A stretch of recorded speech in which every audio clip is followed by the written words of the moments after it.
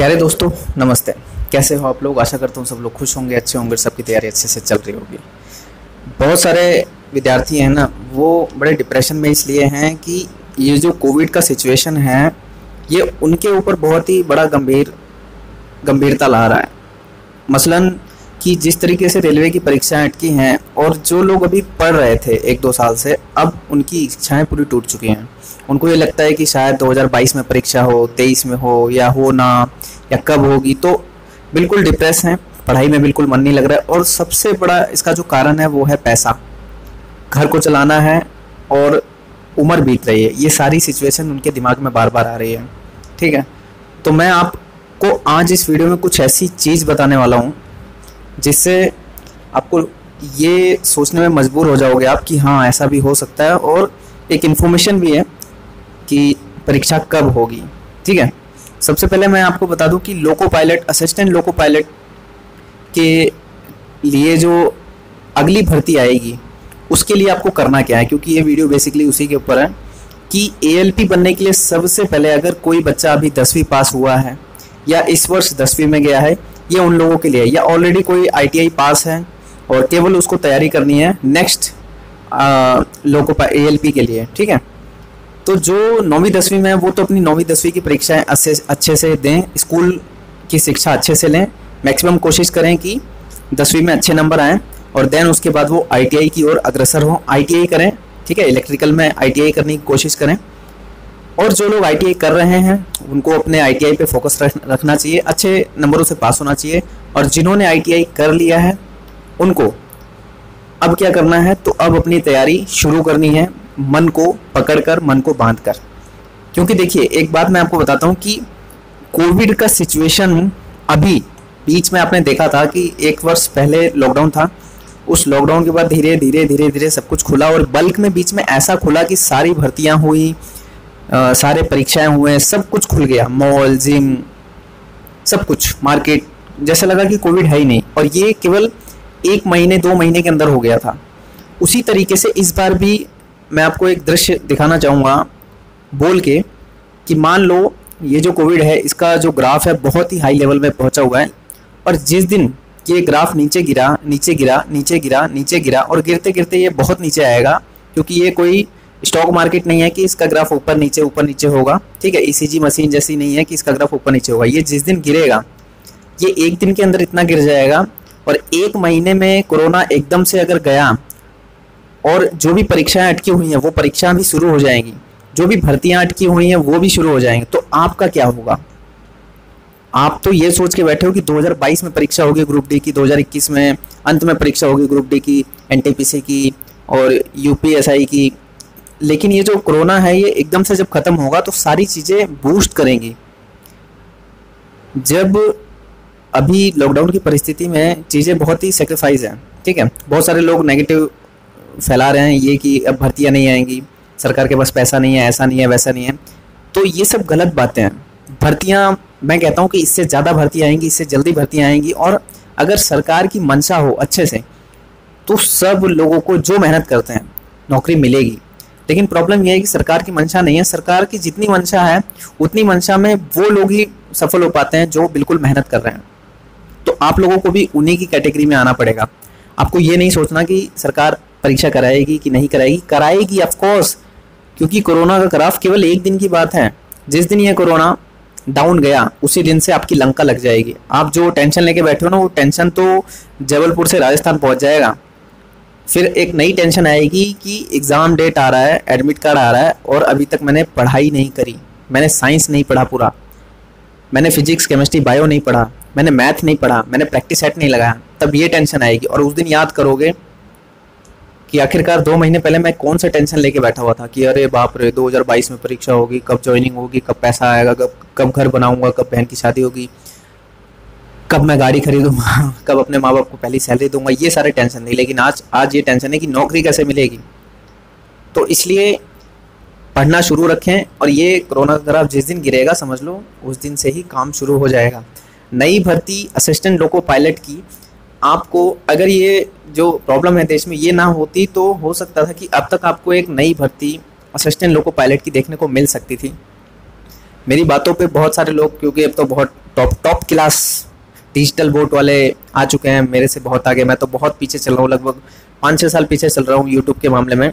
एक अच्छा माइक नहीं है, फ़ोन नहीं है, तो मेरी बात। लेकिन मैं आपको बताता हूँ कि 5 साल पहले, लगभग 4 से 5 साल पहले रेलवे की इन्फॉर्मेशन कोई नहीं देता था यूट्यूब पे, और मैंने ही लगभग 4-5 साल पहले सारी चीज़ें बताना शुरू किया। कब आरपीएफ की भर्ती आएगी, कब रेलवे ग्रुप डी की भर्ती आएगी, कब लोको पायलट की भर्ती आएगी। और ये जो अभी भर्तियाँ चल रही है ना, जिसमें अभी ज्वाइनिंग हुआ, ये सारी मेरी बताई हुई हैं। अब बहुत सारे लोग नहीं जानते हैं मुझे, तो उसके लिए मैं क्या कर सकता हूँ, क्योंकि जानते उसी को हैं जिसके पास डिजिटल बोर्ड है, अच्छा खासा बढ़िया लाइटिंग है, बढ़िया सब कुछ है। तो भाई अपने पास तो नहीं है, अपने पास तो ये देसी जुगाड़ है, और कुछ सोर्स हैं, इंटरनल सोर्स हैं, और वहाँ से इन्फॉर्मेशन मिलती है, और वो इन्फॉर्मेशन मैं आपको दे देता हूँ। अभी की इन्फॉर्मेशन ये है कि अगर कोरोना का ग्राफ डाउन होता है तो एग्ज़ाम फटाफट शुरू हो जाएगा, क्योंकि एनटीपीसी की परीक्षा केवल 8 से 10 दिन का खेल है।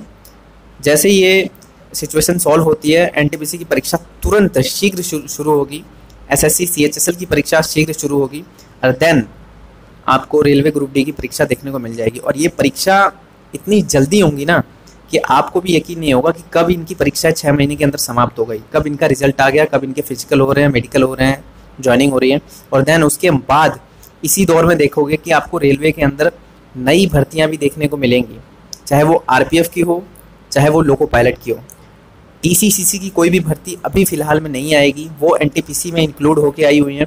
तो उसके लिए जो बच्चे अपने जैसे बना के रखे हैं टारगेट कि मुझे टीटी बनना है, तो वो लोग ये टारगेट बना के रखे हैं, ठीक है, लेकिन इसके साथ वो आरपीएफ, लोको पायलट, और जो भविष्य में एनटीपीसी आएगा, क्योंकि एनटीपीसी अभी चल रहा है तो इसके बारे में मैं कुछ नहीं बोलूँगा, लेकिन भविष्य में एनटीपीसी के लिए ही तैयारी करें, क्योंकि उसी में ही उनको टीटी और सीसी देखने को मिलेगा। ठीक है, तो आशा करता हूँ इस वीडियो को सुनने के बाद आपको थोड़ा मिला होगा रिलैक्स। देखो, मैं भी पहले यही सोचता था कि यार ऐसा होगा वैसा होगा, लेकिन एक दोस्त हैं, सीनियर हैं, डिपार्टमेंट में हैं, ठीक है, तो उन्होंने ये बात हुई मेरी, तो उन्होंने मेरे को बताया कि देखो यार सनी भाई, ऐसा नहीं है कि 2022-2023 तक चली जाएगी भर्ती, नहीं। ये जो कोरोना है ये एक दिन में इतना ऊपर आया है और एक दिन ही ये नीचे चला जाएगा, और ऐसा भी नहीं है कि ये 1-2 साल तक ऐसा ही रहेगा, नहीं। इसका एक टाइम फ्रेम होता है, मौसम के साथ, महीनों के साथ ये ऊपर आया है, और मौसम और महीनों के साथ ही ये नीचे आ जाएगा। और जिस दिन ये नीचे आ जाएगा उसके 15-20 दिन के बाद ही सारे काम शुरू हो जाएंगे। जिनकी परीक्षाएं लटकी हुई हैं वो परीक्षाएं हो जाएंगी, जो परीक्षाएं शुरू होनी थी वो 6 महीने से लेके 3 महीने से 6 महीने के बीच में वो ख़त्म भी हो जाएंगी।